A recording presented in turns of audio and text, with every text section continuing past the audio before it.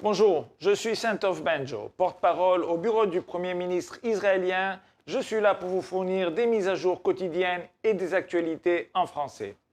Les forces de Tsahal sont en opération terrestre au cœur de la ville de Gaza, en coopération avec les forces terrestres et aériennes, et ce, afin de démanteler les infrastructures de l'organisation terroriste du Hamas.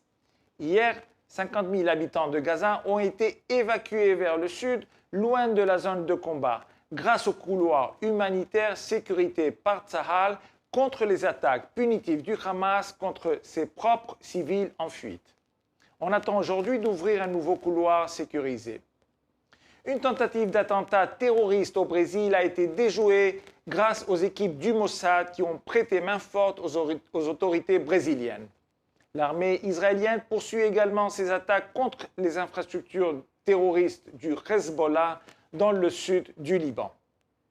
Jusqu'à présent, 351 soldats sont tombés dans le combat pour défendre Israël, ainsi que 58 policiers et 10 personnes des forces spéciales du Shin Bet.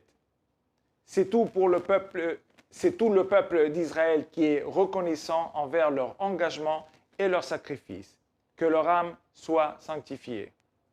Parmi ces 351 héros tombés au combat, je voudrais marquer un temps et vous parler de l'un d'entre eux, du sergent de première classe, Aner Shapira.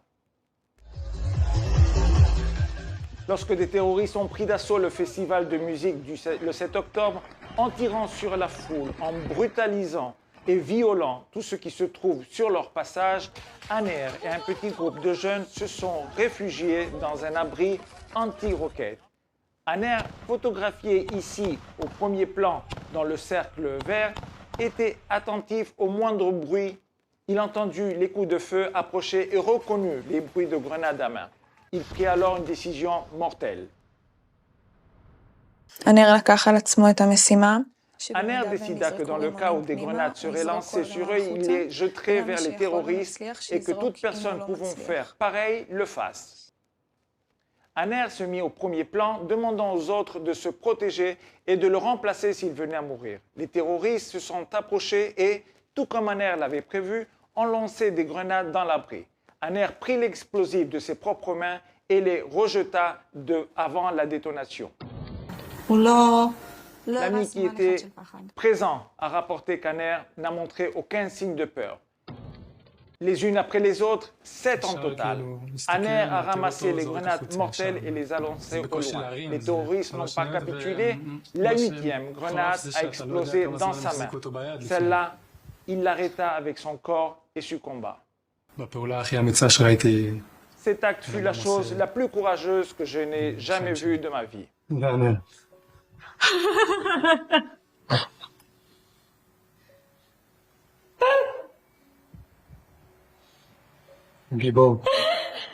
L'État d'Israël s'incline devant l'immense courage de ce soldat. Puisse sa mémoire être bénie à jamais. Comme toujours, nous sommes disponibles les 24 heures sur 24 pour répondre à vos questions aux coordonnées affichées à l'écran. Merci et bonne fin de semaine.